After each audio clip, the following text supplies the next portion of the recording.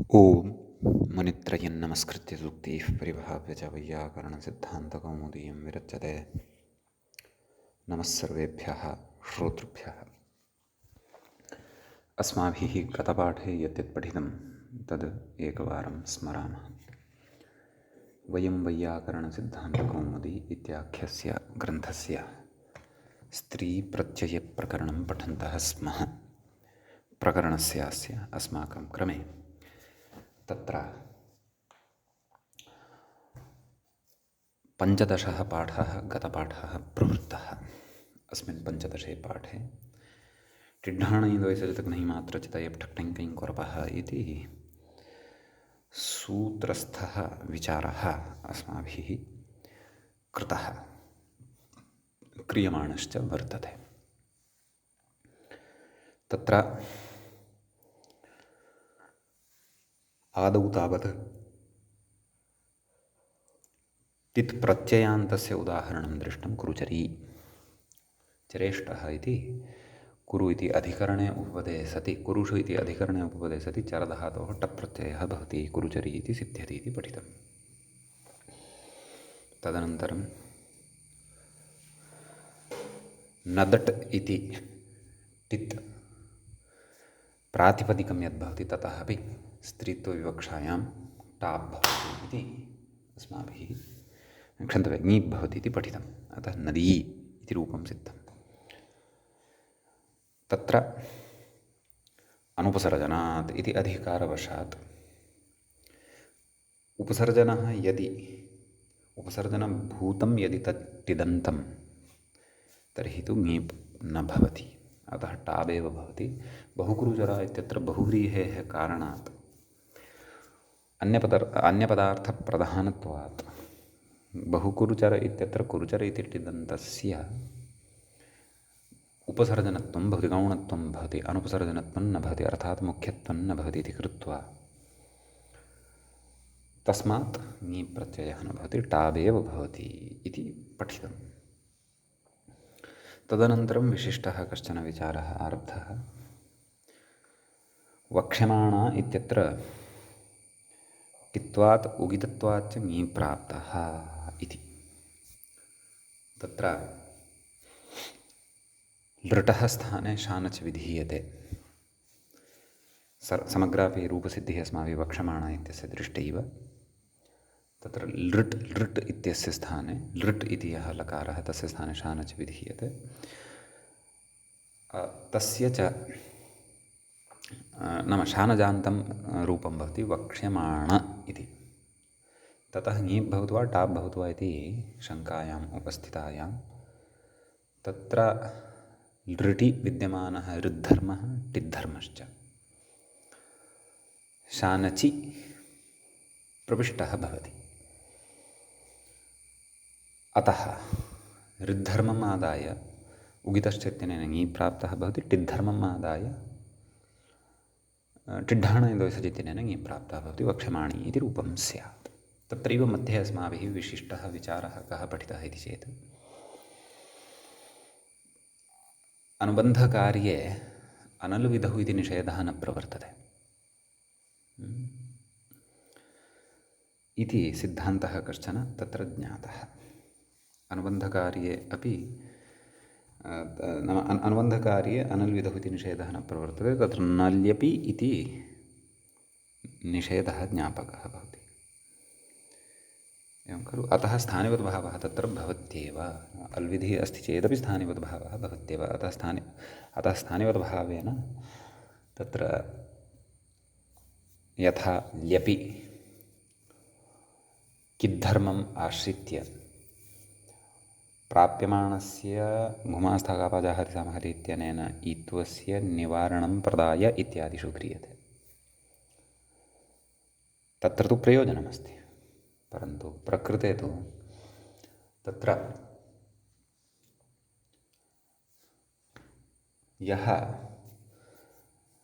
लृटः धर्मः ऋद्धर्मो वा यदि शानचि आक्रान्तः स्यात् तर्हि, अथवा शानचि यदि प्रविष्टः स्यात् यदि, तर्हि तत्र ङीपः प्रसक्तिः भवति, वक्ष्यमाणी इति रूपम् अनिष्टं भवति। इति चेत् एतादृश्याम् अनिष्टतायां प्राप्तायां तत्र परिभाषा उक्ता लाश्रयम् अनुबन्धकार्यं नादेशानां।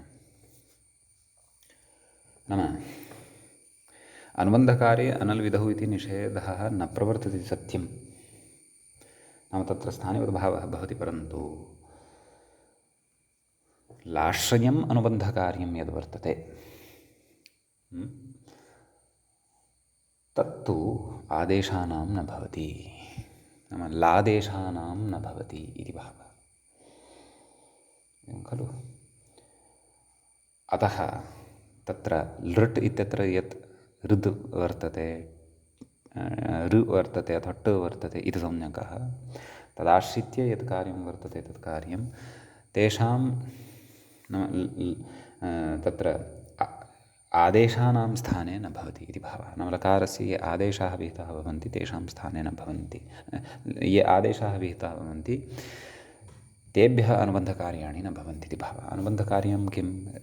उगित्वात् ङीपः प्रसक्तिः, टित्वाद् वा ङीपः प्रसक्तिः इत्येव तत्र अनुबन्धकार्यं भवति। तद् आदेशानां न भवति, नाम लादेशानां न भवति इति तत्र उक्तं। तत्र ज्ञापकं यासुटः ङित्वं भवति इति उक्तं। यतोहि लिङः स्थाने यासुड् इति विधीयते।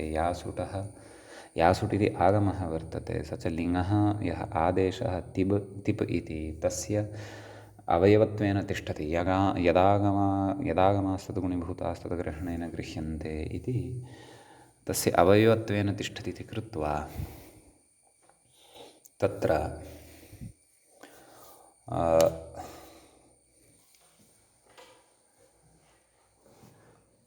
नाम यासुडपि ङित्येव भवति। अतः यासुट् परस्मैपदेषु धातोः ङिच् इत्यनेन सूत्रेण स्थानिवद्भावेनैव यद् ङित्वं प्राप्यते तस्य पुनः ङित्वकरणस्य अपेक्षा का इति चेत् लादेशः यदि कोऽपि वर्तते अन्यत्र भवतु, नाम त्वास्थाने ल्यप् इत्यादिकं यद् वर्तते तत्र अनुबन्धकार्यं भवति। यतोहि क्त्वा इत्यत्र कित् वर्तते, कितं निमित्तीकृत्य यत् कार्यं भवति तत् तस्य आदेशे सत्यपि भवति इति। अतः एव कितपरकत्वे सति तत्र नाम ल्यपि एवं ल्यपः कित्वाभावात् एवं तत्र नाम किमुक्तं तत्र आम्, नाम कित्वं प्राप्तं भवति, अत एव नल्यपि इति उच्यते। अन्यथा कित्वमेव यदि स्थानिवद्भावः एव न स्यात् तर्हि कित्वाभावे सति तत्र नल्यपि इति निषेधः एव व्यर्थः भवति खलु इत्युच्यते। अतः परन्तु तादृशी व्यवस्था लादेशानां विषये नास्ति इत्युच्यते। अतः तदेव उक्तम् इति ज्ञापनात् न भवति इति, नाम लाश्रयमनुबन्धकार्यम् इति ज्ञाप्यते यासुटः ङित्वेन। तत्र यासुट् परस्मैपदेषु धातुः ङिच्च, सम्यक्।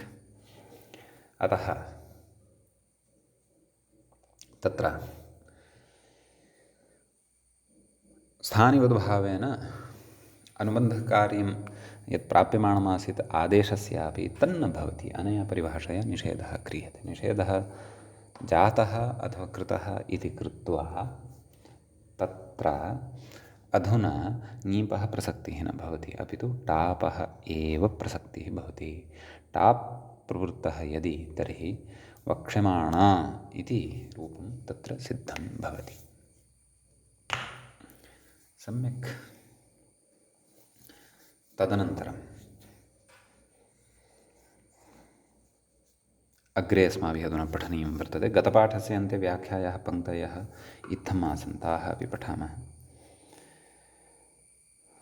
आम्, वक्ष्यमाणेत्यादिना वक्ष्यमाणेत्यत्र टित्वात् उगित्वात् च ङि प्राप्तो न भवति इत्यन्वयः कुतो नेत्यत आह। यासुट् इत्यादि ज्ञापनादित्यन्तं यासुट् परस्मैपदेषु धातो ङिच्च इति लिङादेशानां तिप्तज्झि इत्यादि परस्मैपदानां यासुडागमस्य ङित्वं विहितं। यदागमाः इति न्यायेन यासुडागमो लिङादेशावयवः ततश्च स्थानिवत्वेनैव ङित्वसिद्धेः यासुडविधिवैयर्थ्यं स्यात्। यासुटः तद्विधिवैयर्थ्यम् अर्थात् ङित्वविधिवैयर्थ्यं स्यात्। अतः लाश्रयम् अनुबन्धकार्यम् आदेशानां न इति विज्ञायते। एवं ज्ञायते। इतः अग्रे पठनीयं वर्तते। अस्मिन् विषये इतोपि किञ्चित् उक्त्वा तदनन्तरं पुनः अत्र कश्चन पूर्वपक्षः वर्तते। तं पूर्वपक्षम् उपस्थाप्य पुनः तस्य निरासः करिष्यते। ततः वयम् अन्यानि अपि उदाहरणानि अस्य सूत्रस्य द्रक्ष्यामः। एतावान् विषयः अस्माभिः गते पाठे पठितः।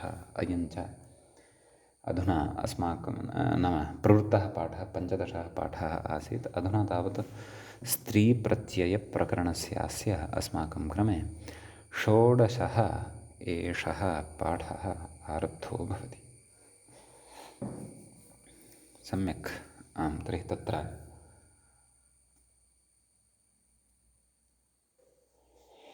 षोडशे अस्मिन् पाठे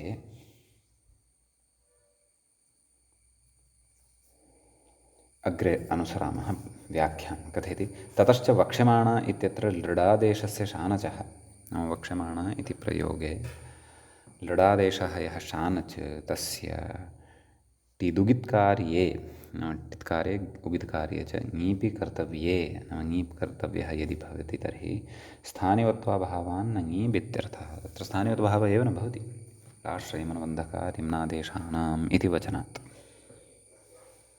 एवं खलु।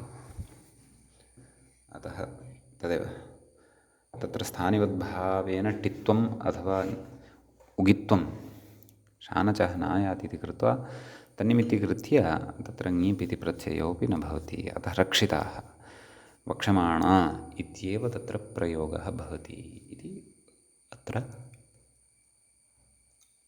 प्रयोजनमुच्यते। सम्यक्।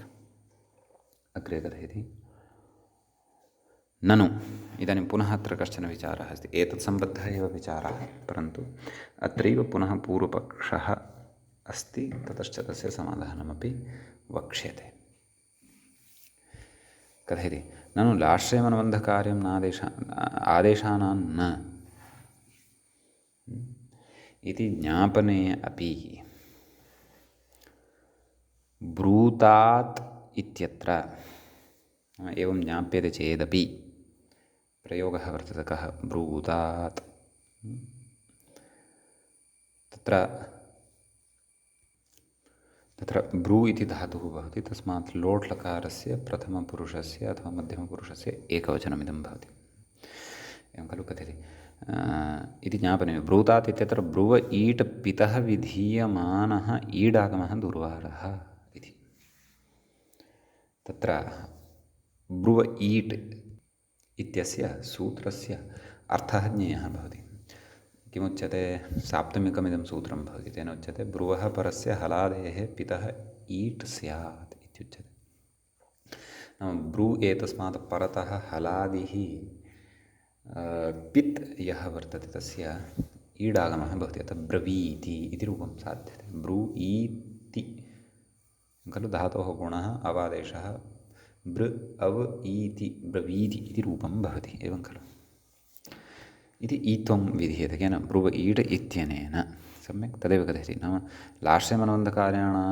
लाश्रयमनुबन्धकार्यमादेशानां न इति ज्ञापनेऽपि ब्रूतात् इत्यत्र नाम ब्रूतात् इत्यस्मिन् प्रयोगे ब्रुव ईट् इति पितः विधीयमानः इडागमः दुर्वारः। एवं खलु। तत्र ब्रू तातङ् इति भवति। वस्तुतः तिप् इति भवति। ति इत्यस्य स्थाने तातङ् इति आदेशः भवति। एवं खलु। कुतः कथयति तस्य तिवाश्रयत्वे अपि कस्य ईडागमस्य कथं तिवाश्रयत्वं भवति। यतोहि ब्रुवः परस्य हलादेः पितः ईट् स्यात् इत्युच्यते। तातङ्कस्य स्थाने क्रियते तिपः स्थाने क्रियते। तिप् तत्र कीदृशः भवति पित् भवति। तदेव कथयति तस्य तिवाश्रयत्वेपि लाश्रयत्वाभावेन नाम तिवाश्रयत्वं भजते किम् ईडागमः लाश्रयत्वं तु न भजते खलु। यतोहि सूत्रस्य अर्थः ब्रुवः परस्य हलादेः पितः ईट् स्यात् इत्युच्यते। लस्य विषये तत्र किमपि नोच्यते वा न वा? कथयति तिवाश्रयत्वेपि लाश्रयत्वाभावेन, नाम लाश्रयत्वं तत्र न भवति तस्मिन् कर्तव्ये। तातङः स्थानिवत्वेन पित्वस्य, नाम स्थानिवद्भावेन तत्र तातङि पिद्धर्मः प्रविष्टः भवेत्। तदेव कथयति स्थानिवत्वेन पित्वस्य निर्बाधत्वादिति अस्वरसादाः इति। तत्र पित्वस्य नाम स्थानिवत्वेन पित्वस्य, नाम स्थानिवत्वेन तातं पित् सम्पद्यते, हलादिस्तु पूर्वमेव वर्तते। अतः प्रकृतेपि ईडागमः स्यात्। ईडागमः यदि स्यात् तर्हि ब्रूयीतात् धातोः गुणः अवादेशः ब्रवीतात् ब्रवीतात् इति अनिष्टं रूपं स्यात्। परन्तु रूपं तु किं भवति? तत्र ब्रूतात् इत्येव रूपं भवति। अतः लाश्रयमनुबन्धकार्यं नादेशानाम् इति यदि कथयामः तर्हि सर्वत्र तत्र मर्यादा अथवा सर्वत्रापि इष्टसिद्धिर्न जायते। ब्रूतात् इत्यत्र अनपेक्षितः ईडागमः जायमानः अस्ति इति अस्वरसादाः, नाम एवम् अत्र रुचिः नास्ति। लाश्रयमनुबन्धकार्यं नादेशानाम् इति प्रथमः तत्र प्रथमं यत् समाधानम् उक्तं तस्य प्रथमस्य समाधाने कथने अस्वारस्यं वर्तते ग्रन्थकारस्य। नाम तत्र तु सामान्यतया उक्तं तेन, परन्तु पूर्णतया स्वारस्यं नास्ति। क्वचित् सः प्रकारान्तरेणापि अत्र कथयितुम् इच्छति, यतोहि सर्वत्र नियमनं न जायमानम् अस्ति इति। अतः एवं रीत्या अत्र एतं पूर्वपक्षं श्रुत्वा तदनन्तरम् इदानीम् अत्र समाधानाय अस्माभिः यत्नः कर्तव्यः। तदर्थम् अग्रे कथयति। किं कथयति चेत् श्नः शानच इति मूले पश्यामः। श्नः शानचः शित्वेन क्वचिद् अनुबन्धकार्ये अपि अनल्विधौ इति निषेधज्ञापनाद्वा इति। इदानीम् अस्य तत्र अर्थः अभिप्रायः च द्रष्टव्यः, ज्ञेयः। एकं कारणं यत् प्राक्तनं दत्तं तत्र अस्वारस्य वशात् इदं कारणान्तरम् अत्र उक्तं वर्तते। तत्र ब्रूतात् इत्यादिषु ब्रूव ईट् इति उक्तं खलु। अतः तत्र पूर्णतया सन्तुष्टः नास्ति ग्रन्थकारः। इदानीम् अत्र एतद् इतोपि कारणमत्र उच्यते। किं कथयति? श्ना इत्यस्य षष्ठ्येकवचने आल्लोपे श्नः इति रूपं क्व सूत्रे हलः श्नः शानच्छौ इति तस्मिन् सूत्रे विभक्तिनिर्देशं कुर्वन्नस्ति व्याख्याता। एवं खलु? तस्य च अर्थः अपि अस्माभिः ज्ञेयः। हलः परस्य श्नः शानजादेशः स्यात् हौ परे स्तभान स्तुभान स्कभान स्कुभान पक्षे स्तभ्नुहि इत्यादीनि रूपाणि भवन्ति इति उच्यते तत्र। अस्तु, किं कथयति पुनः पश्यन्तु। श्ना इत्यस्मात् षष्ठी एकवचने आल्लोपे श्नः इति रूपम् आतो धातोः इत्यत्र आतः इति योगविभागमाश्रित्य अधातोः अपि क्वचित् आल्लोपाभ्युपगमात् अयं विचारः अस्माभिः आतो धातोः इत्यत्र पठितः। नाम धातोः एव तत्र विश्वपा इत्यवस्थायां धातोः एव तत्र आकारस्य लोपः भवति इति न, अधातोरपि भवति योगविभागसामर्थ्यात्। कथयति हलः श्नः शानज्झौ इति श्ना प्रत्ययस्य शानजादेशः विधीयते इति सूत्रस्य अर्थं कथयति। कस्य? श्ना प्रत्ययस्य। श्ना प्रत्ययः क्व भवति? क्रियादिगणे क्रियादिभ्यः श्ना एवं खलु क्रीणादि इत्यादि रूपाणि भवन्ति खलु। तर्हि तदेव श्ना प्रत्ययस्य शानच् इति आदेशः विधीयते। तत् कथयति तत्र स्थानिवत्वेनैव सिद्धत्वात् शानचः शित्वं व्यर्थं वा न वा। अनुबन्धकारे अनल्विधौ इति निषेधः न भवति। क्वचिदनुबन्धकारे अनल्विधौ इति निषेधः न भवति इति उच्यते खलु। तर्हि प्रकृते अनुबन्धकार्यम् अस्ति एव। ततः शानच् यदि षित् अपेक्षितः, षिदाश्रितानि कार्याणि कर्तुं शानच् इति षित् यदि अपेक्षितः तर्हि तत्र तस्य षित्करणं व्यर्थं। यतोहि श्ना इत्यस्य स्थाने शानच् इत्यस्य विधीयमानम् एवं किल। श्ना इत्यस्य षित्वं स्थानिवद्भावेन शानचि खलु प्रविष्टं भवति। अतः कुतः अर्थात् किमर्थं शानच् इत्यत्र शकारः पठनीयः। हलः श्न आनज्झौ हलश्न शानज्झौ इत्यपेक्षया हलश्न आनज्झौ इति खलु वक्तुं शक्यते वा न। तदेव मूले उक्तं खलु श्नः शानचः षित्वेन क्वचित् अनुबन्धकार्ये अनल्विधौ इति निषेधज्ञापनात् वा। नाम क्वचित् अनुबन्धकार्येऽपि अनल्विधौ इति निषेधः प्रवर्तते। क्वचिदनुबन्धकार्येऽपि अनल्विधौ इति नैव एवम् अनल्विधौ इति निषेधज्ञापनात् वा इत्युच्यते।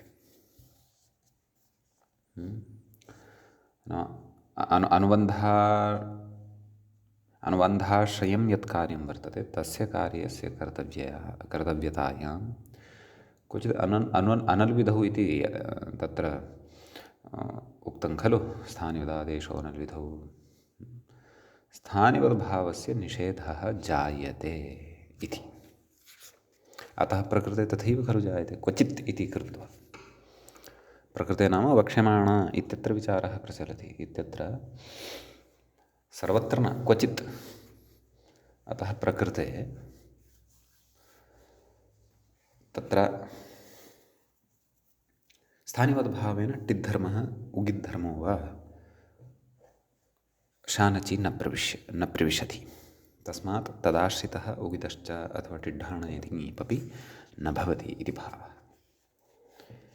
इति सामान्येन पङ्क्तेः समन्वयेन अस्माभिः कृतमेव। नाम हलश्नशानज्झौ तत्र अग्रे व्याख्याता अत्र इतोपि विवृणोति। किं कथयति न च अनल्विधौ इति निषेधः शङ्क्यः एवं खलु। अनल्विधौ इति निषेधस्तु न शङ्क्यः। कुतः नलेपि इति लिङ्गेन अनुबन्धकार्ये अनल्विधौ इति निषेधाभावस्य अनुपदमेव उक्तत्वात् इति एवं खलु। अतः अनल्विधौ इति निषेधः न प्रवर्तते इति। तत्र अनुबन्धकार्ये अनल्विधौ इति निषेधः न प्रवर्तते इत्यत्र नल्यपि इत्युक्तमेव।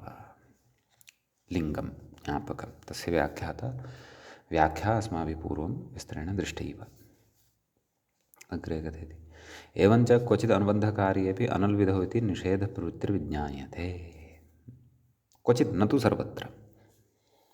त्वाल्यप् इत्यादिप्रसङ्गे तु अनल्विधौ इति निषेधः न प्रवर्तते। अत्र प्रवर्तते क्वचित् प्रवर्तते वक्ष्यमाणा इत्यादिषु। अग्रे कथयति तथा च वक्ष्यमाणा इत्यत्र टिदुगित्कार्ये तदेव यद् लक्ष्यं यत् साधयितुम् अत्र इष्यमाणं वर्तते तदेव कथयति। वक्ष्यमाणा इत्यत्र टिदुगित्कार्ये नाम टित्कार्यं किं ङीप् उगित्कार्यं किं ङीप् ङीपि अनल्विधौ इति निषेधप्रवृत्त्या स्थानिवत्वाभावेन नाम स्थानिवत्वस्य अभावेन टित्वो गित्वयोः अभावात् न ङीप् इत्यर्थः।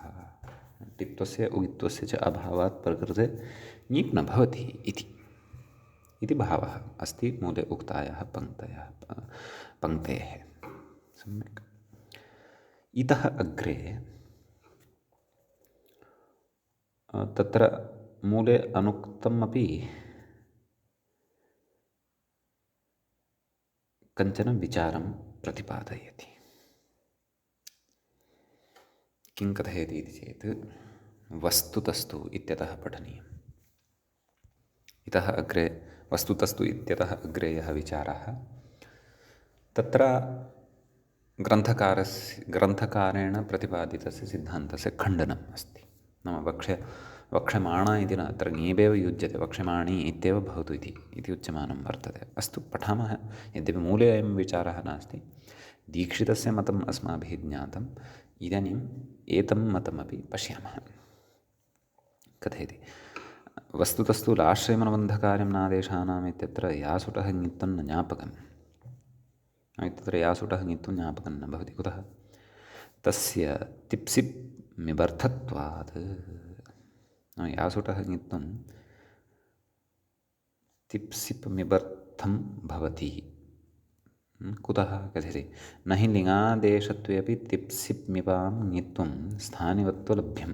नाम स्थानिवत्वेन तेषां ङित्त्वं न लभ्यते। कुतः? हलश्नशानद्धौ इति सूत्रे भाष्ये ङिच्च पिन्न पिन्न ङिन्न पिच्च ङिन्न ङिच्च पिन्न ङित् यद्भवति तत् पित् न भवति, पित् यद्भवति तत् ङिन्न भवति इति प्रपञ्चितत्वात्। तथा श्नः शानचः शित्वमपि न लिङ्गं, तदपि लिङ्गं न भवति। लिङ्गद्वयमपि यत् चर्चितं ग्रन्थकारेण तदुभयमपि न भवति। एकस्य तु खण्डनं कृतं। ङिच्च पिन्न पिन्न ङिच्च पिच्च ङिन्न इति भाष्ये यदुक्तं तद् प्रामाण्यं प्रदाय अग्रे कथयति तदेव श्नः शानचः शित्वमपि न लिङ्गं तत्र शित्वस्य भाष्ये प्रत्याख्यातत्वात्। शित्वमेव नापेक्षितं, तस्य प्रत्याख्यानं कृतं वर्तते। तद् विनापि रूपसिद्धिः अथवा लक्ष्यसिद्धिः भविष्यति। कथयति प्रत्युतशित्वस्य ज्ञापकत्वे सैठ्यपिच्च इति हेरपित्वस्य तातङः ङित्वस्य च वैयर्थ्यमिति भाष्ये दूषणाविधानाच्च इति। भाष्ये तत् खण्डितं वर्तते। कथयति तस्मात् वक्ष्यमाणा इत्यत्र ङीबेव युक्तः टाप् त्वसाधुरेव। नाम ङीबेव युज्यते, टाप् अत्र न युज्यते।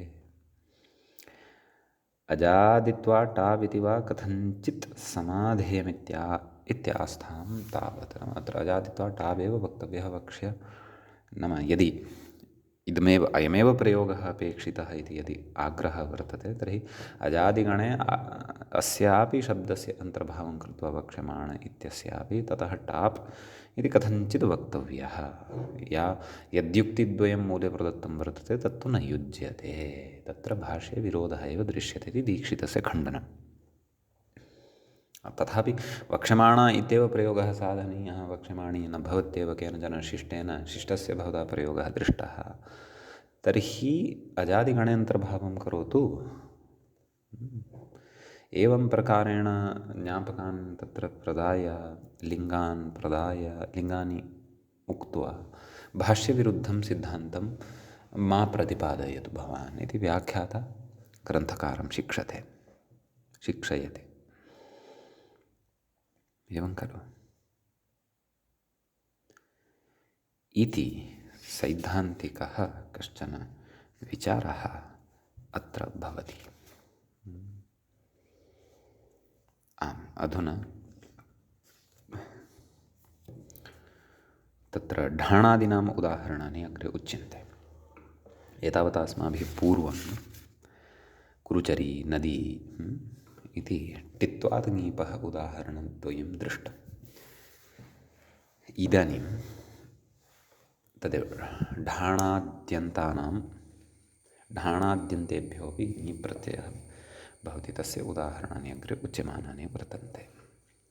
कथयति सौपर्णेयी इति मूले दत्तमस्ति खलु रूपं सौपर्णेयी। कथयति सुपर्ण्याः अपत्यं स्त्री काचित् वर्तते, तस्याः नाम वर्तते सुपर्णी।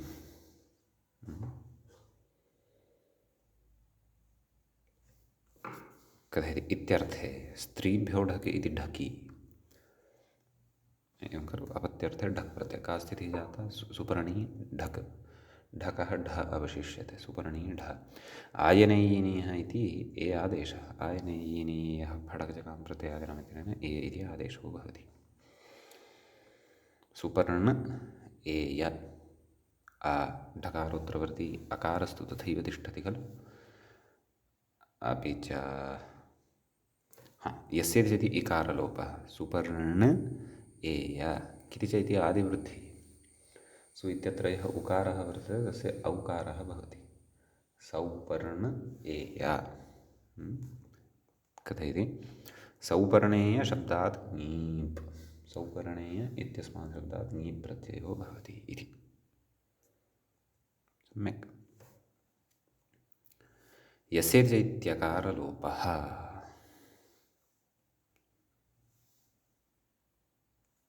तदेव सौपर्णेय इत्यस्मात् ङीप् प्रत्ययः भवति कुतः यतोहि ढान्तः ढ प्रत्ययं टिड्ढाणय ढ ढ सौपर्णेय शब्दस्य ढान्तत्वं वर्तते अतः ढान्तत्वात् ङीप् प्रत्ययः ढान्तलक्षणः ङीपयं टिड्ढाणय इत्यनेन सौपर्णेय इ इत्यवस्थायां पुनः यस्य चेत्यनेन अकारलोपः सौपर्णेय इ सुप्रत्ययः भवति हल्यानेन तस्य लोपे सति सौपर्णेयी इति रूपं भवति प्रथमाविभक्तेः एकवचने अन्यानि सर्वाणि रूपाणि नदीशब्दवत् ज्ञेयानि सम्यक् अग्रे कथयति न च निरनुबन्धकग्रहणेन सानुबन्धकस्य इति परिभाषायाः शिलायाढः ढश्छन्दसि इत्यनयोरेव ग्रहणमिति वाच्यं काचित् परिभाषा अस्ति निरनुबन्धकग्रहणेन न सानुबन्धकस्य नाम टिड्ढाणे इत्यस्मिन् सूत्रे निरनुबन्धकः ढ इति पठितः टित् ढ अण ऐ इत्येवं पठितं खलु तत्र ढक् इति तु न पठितः खलु नाम ढ इति निरनुबन्धकः नाम अनुबन्धरहितः पठितः अतः निरनुबन्धकग्रहणेन सानुबन्धकस्य तर्हि तस्मात् ढ इत्यस्मात् तेन ढ इत्यनेन ढक् इति सानुबन्धकस्य ग्रहणं न भवितुम् अर्हति इति निरनुबन्धकग्रहणेन सानुबन्धकस्य इति परिभाषाद्वारा ढकः ग्रहणं न अपि तु कथयति अग्रे शिलायाढः इत्यनेन यः ढ प्रत्ययः भवति ढश्छन्दसि इत्यनेन च यः ढः प्रत्ययः भवति तादृशढ प्रत्ययस्य एव ग्रहणं भवति ढकः न भवति अतः अत्र ङीप् न भवति अतः टाप् भवेत् सौपर्णेया इति भवेत् इति न च वक्तव्यम् इति उच्यते कुतः तयोः स्त्रियाम् अप्रवृत्तेः अगत्या सानुबन्धकस्य ढस्य ग्रहणात् इति भाष्ये स्पष्टं नाम शिलायाः ढः इति ढप्रत्ययान्तः यः प्रयोगः सिद्ध्यति शैलेयः अथवा ढश्छन्दसि इत्यत्र एतेन च यः ढप्रत्ययः विधीयते सः स्त्रियां न विधीयते एव स्त्रीत्वविवक्षायां न विधीयते एव तर्हि स्त्रीत्वविवक्षायां न विधीयते यदि तर्हि तेभ्यः स्त्रीप्रत्ययोऽपि न भवति ङीप् सोऽपि न भविष्यति सः यदि न भविष्यति तर्हि टिड्ढाण इत्यत्र ढग्रहणं व्यर्थम्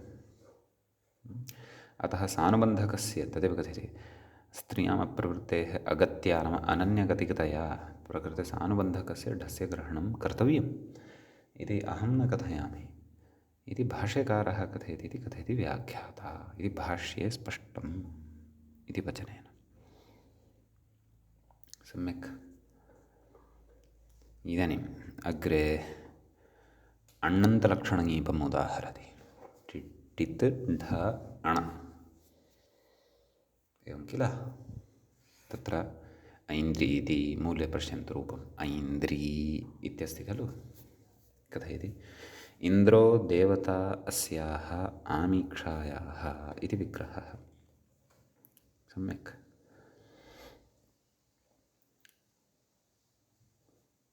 इति विग्रहे नाम इति विग्रहः भवति नाम अस्मिन् अर्थे तत्र कथयति सास्य देवता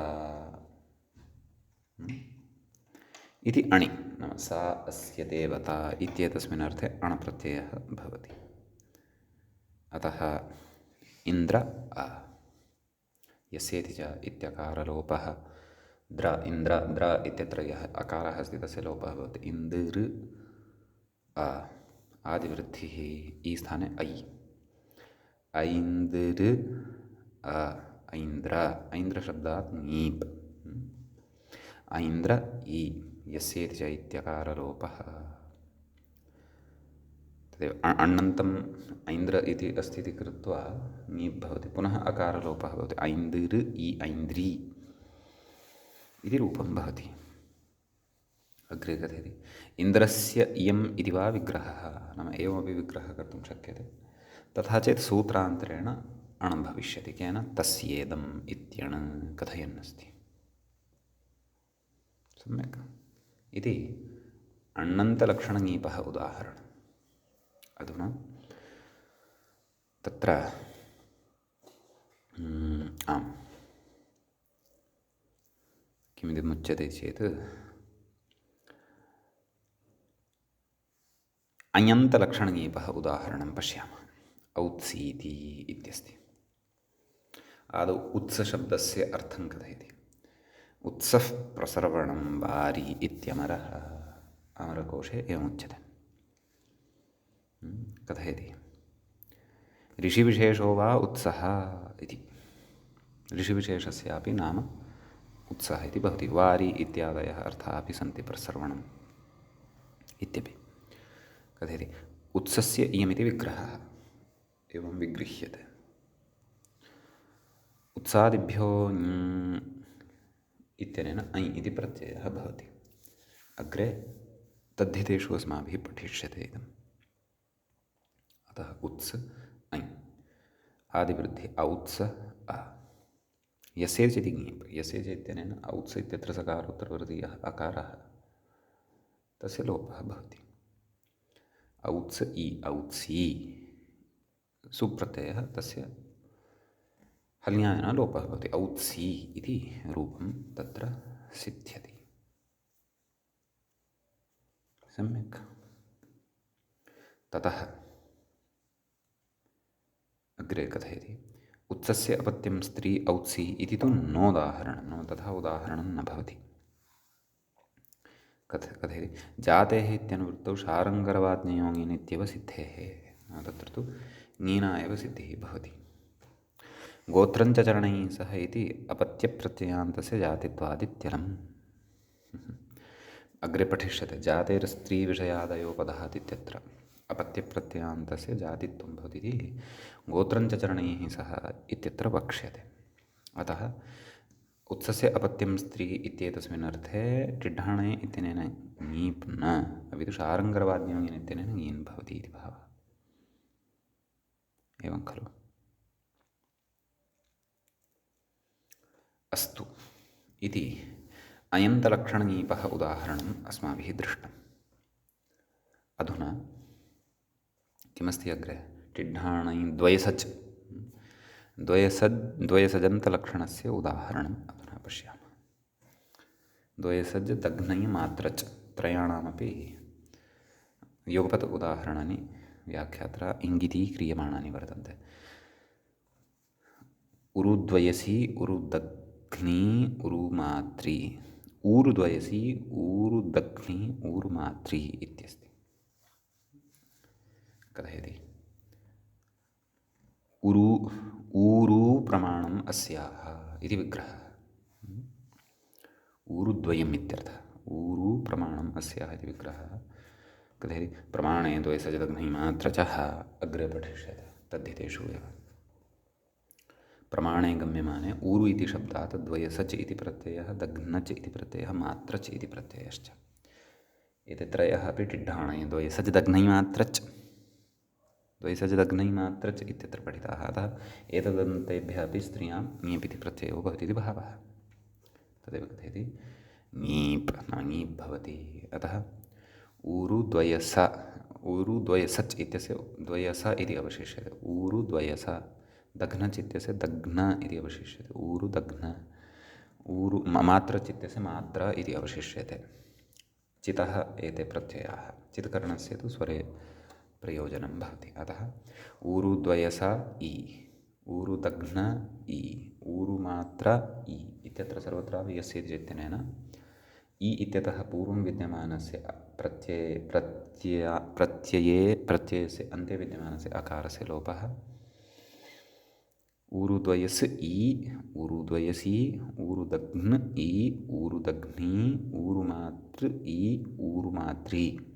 ततः सुप्रत्ययः तस्य हलन्यादिन लोपे सति ऊरुद्वयसि, ऊरुदघ्नी, ऊरुमात्री इति इमानि रूपाणि भवन्ति। सम्यक्। सुप्रत्ययः सोः हलन्यादिना लोपः भवति। सर्वत्र नदी शब्दवत् रूपाणि भवन्ति। अतः द्वयसज्लक्षणः ङीष्, दघ्नज्लक्षणः ङीष्, मात्रज्लक्षणश्च ङीष् अस्माभिः अत्र पठितः। अग्रे पञ्चतयी इति कथयति।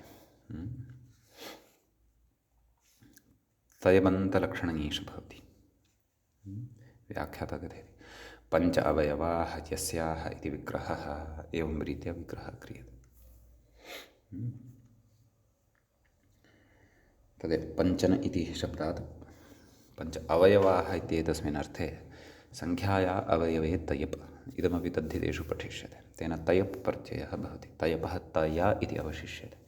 पञ्चन तय न लोपः प्रातिपदिकान्तस्य इत्यनेन नकारस्य लोपः भवति। यतः स्वादिषु सर्वनामस्थाने इत्यनेन पदसंज्ञा अस्ति पञ्चन् इत्येतस्य। ततः प्रकृते पञ्चतय टिड्ढाणय द्वयसजदग्नय टिड्ढाणय द्वयसजदग्नय मात्र च तयप् तयवन्तलक्षणं ङी भवति। पञ्चतय इ यस्य चेति अकारलोपः। पञ्चतय् इ पञ्चतयी सुप्रत्ययः हलन्यादिना सोर्लोपे सति पञ्चतयी इति रूपं सिद्धं भवति। समीचीनं। ततः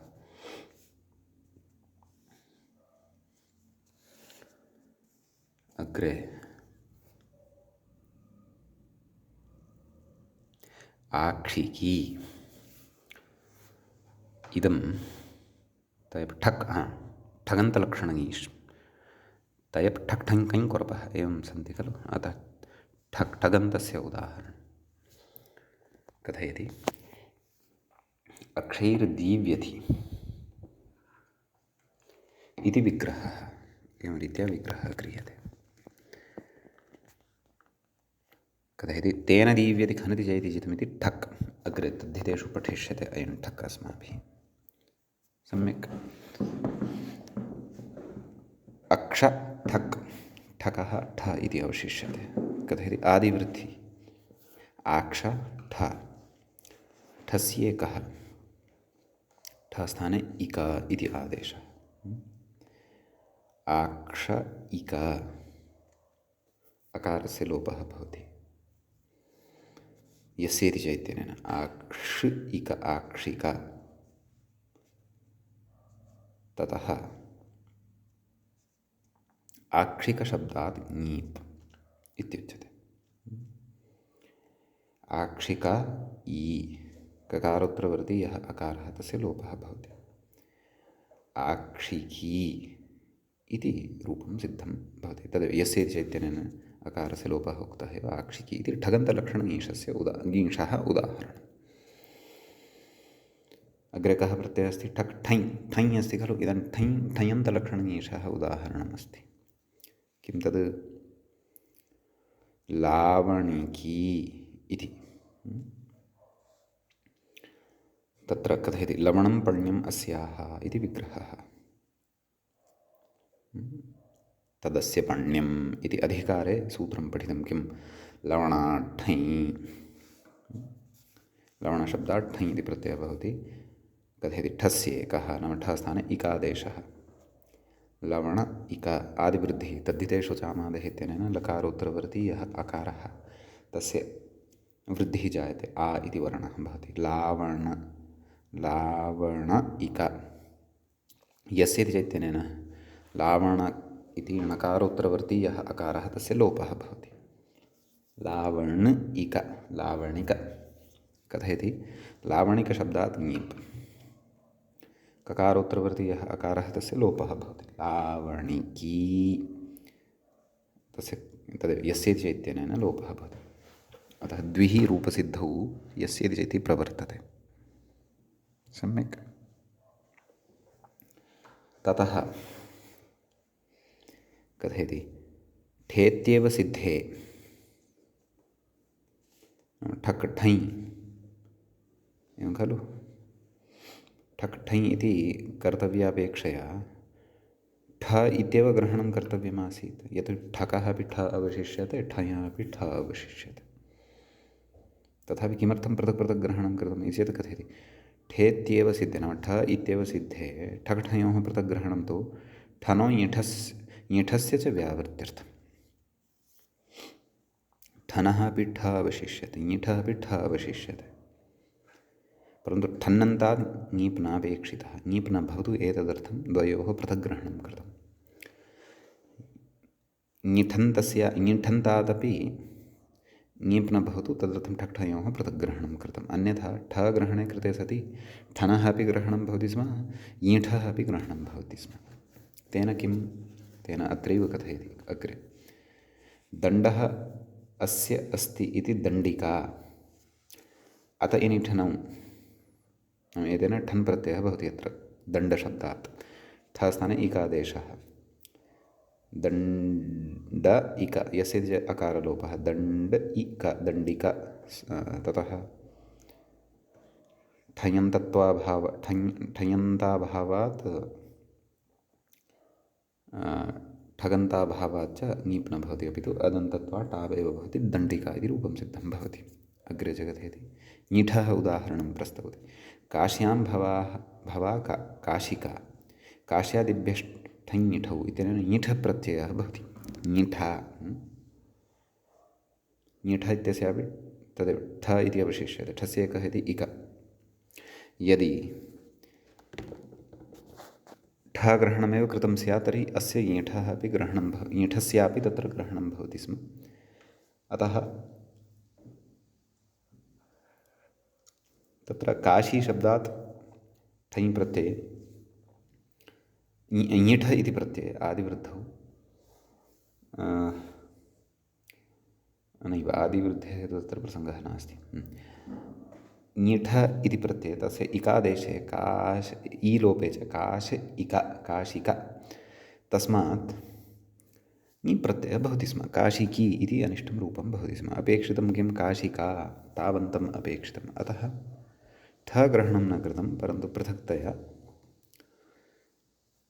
ठक् ठयोः एव ग्रहणं कृतं। यस्मात् यत् कारणेन ठगन्तात् ठयन्तादेव ङीप् भवतु, अन्यस्मात् ठान्तात् ङीप् न भवतु। तस्मात् दण्डिका काशिका इत्यादीनि एव रूपाणि भवेयुः। दण्डिकी काशिकी इति अनिष्टरूपाणि न भवेयुः इति प्रयोजनं। सम्यक्। अग्रे कथयति यादृशीति। इदानीम् अग्रे कः प्रत्ययः वर्तते? टिड्ढाणैन्दोसजतग्नमे ठक् ठञ् कञ् कञ् प्रत्ययः अस्ति। तस्य उदाहरणं ददाति। यादृशी इति कथयति त्यदादिषु दिशो नालोचने कञ् इति सूत्रम् अस्ति। तेन कथयति इति यच्छब्दे उपपदे कञ्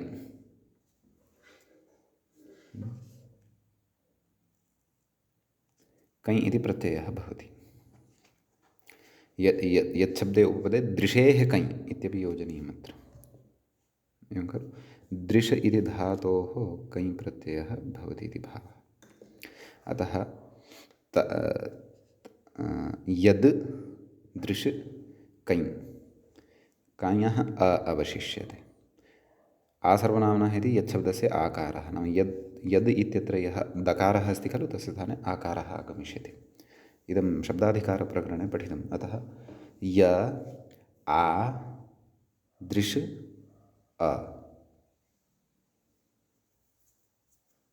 एवं खलु। कञः अ खलु अवशिष्यते। आं तर्हि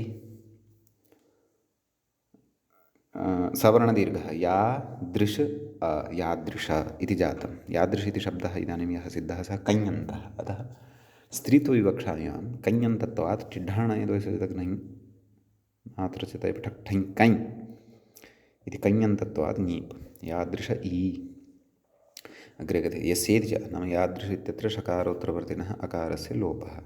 यादृश ई यादृशी सुप्रत्ययः हल्ङ्यादिनसोर्लोपः यादृशी इति रूपं सिद्धं भवति।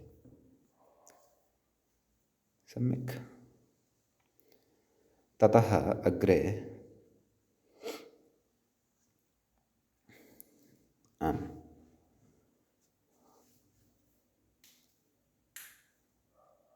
इत्वरि इदानीं क्वरप्रत्ययान्तस्य उदाहरणं प्रस्तूयते। इत्वरि इति भवति। कथयति इणगतौ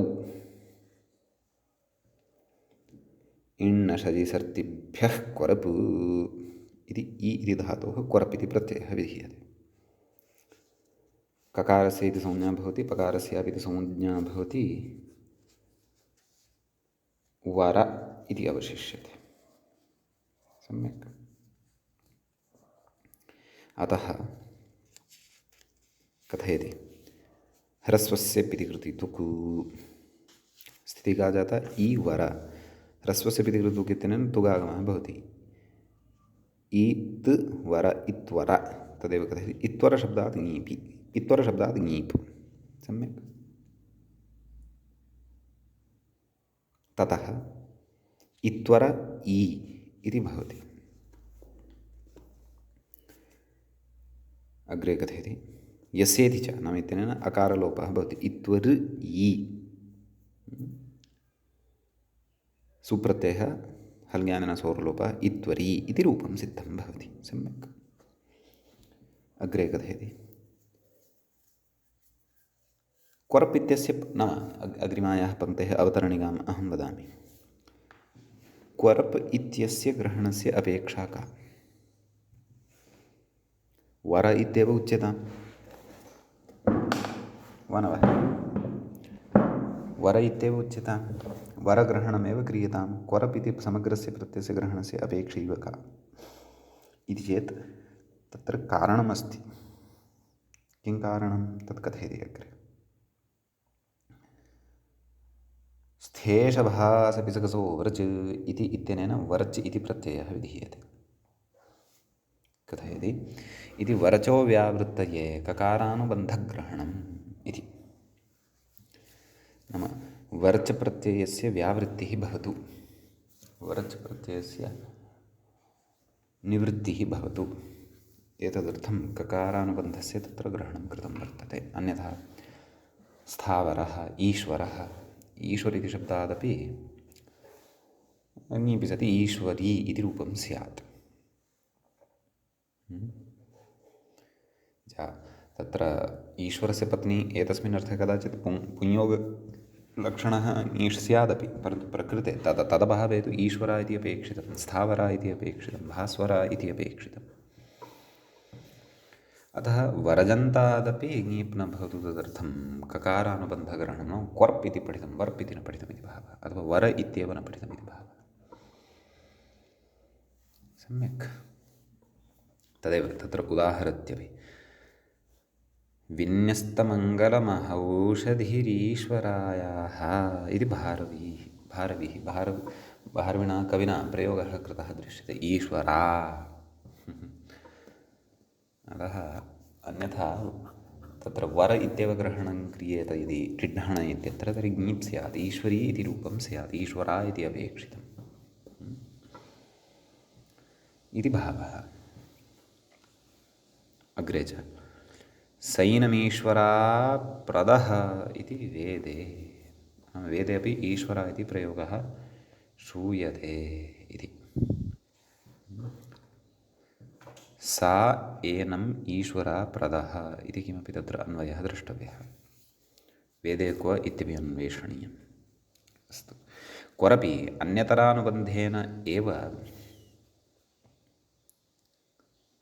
वरचः व्यावृत्तिसिद्धेः अनुबन्धद्वयोपादानं स्पष्टार्थम् एवम् एवं नाम क्वरप् ग्रहणं कृतं वर्तते खलु सूत्रं तत्र एकः एव अनुबन्धः पठितुं शक्यते खलु क्व वा प वा तेनैव वरचः निवृत्तिः भविष्यति खलु वरप् इति वा पठेत् क्वर इति वा पठेत्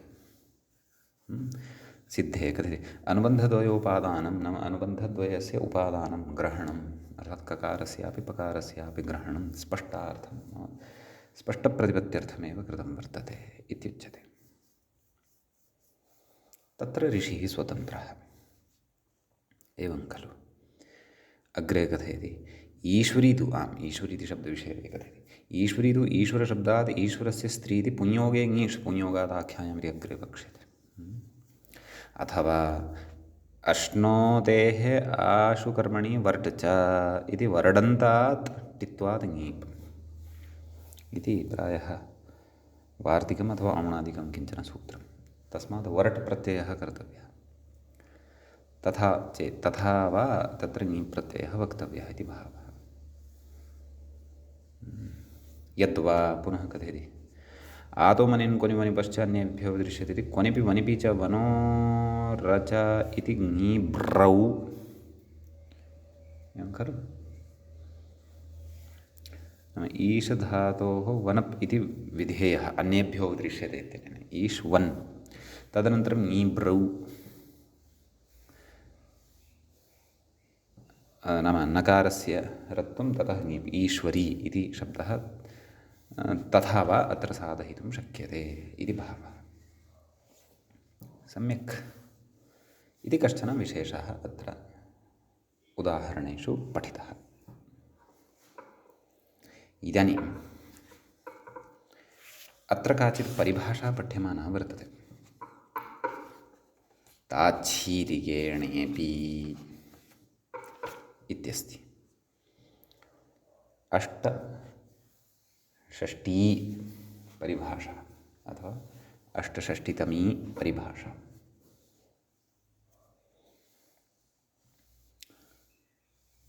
अत्र किञ्चित् जागरूकैः भाव्यं सैद्धान्तिकाः विचाराः सन्ति चौरी इति रूपं साधनीयम् अस्ति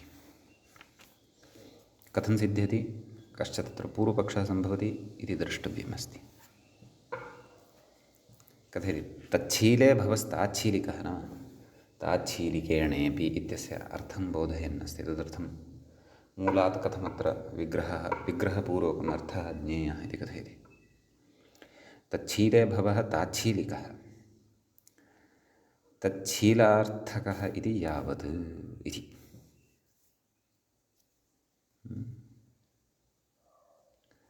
तस्मिन् णप्रत्यये सति एवं खलु तदन्तादपि ङीप् भवति इत्यर्थः वा न वा नाम तस्मिन् नाम ताच्छीलार्थे यदि णप्रत्ययः विहितः वर्तते तर्हि तादृशात् णप्रत्ययान्तादपि ङीप् भवति इति अतः चुराशीलम् अस्याः इत्येतस्मिन् अर्थे नाम लक्ष्यं यद् वर्तते तदादौ साधयामः यद्यपि अग्रे वक्ष्यति परन्तु सारल्याय निर्भ्रमाय च आदौ वदामः चुराशीलमस्याः इति विग्रहे छत्रादित्वात् णः भवति छत्रादिभ्यो णः चुरा ण ण इत्यस्य अ अवशिष्यते आदिवृद्धिः चौरा आलोपः यस्य इति चौर इदानीम् अत्र णान्तादपि ङीप् भवति यद्यपि णप्रत्ययः टिड्ढण इत्यत्र न भवति परन्तु परिभाषया उच्यते ताच्छीलिके णे अपि नाम ताच्छीलिकः णप्रत्ययः यदि परतः भवति तदा अपि ङीप् प्रत्ययः वक्तव्यः चौरी इति रूपं भवति अस्यां परिभाषायां ज्ञापकं किं भवति इति वक्ष्यते अग्रे व्याख्यात्र ज्ञापकसिद्धमेतत् सम्यक् तद् वयम् अग्रिमे पाठे एव पठिष्यामः अद्यतनपाठः तावत् अत्रैव उपसंह्रियते मङ्गलं कुर्मः मुनित्रयं नमस्कृत्य सूक्तिः परिभाव्य च वैयाकरणसिद्धान्तकौमुदीयं विरच्यते एवञ्च स्त्रीप्रत्ययप्रकरणस्य अस्य षोडशः एषः पाठः अस्माकं क्रमे सम्पन्नतां गतः। नमः सर्वेभ्यः श्रोतृभ्यः।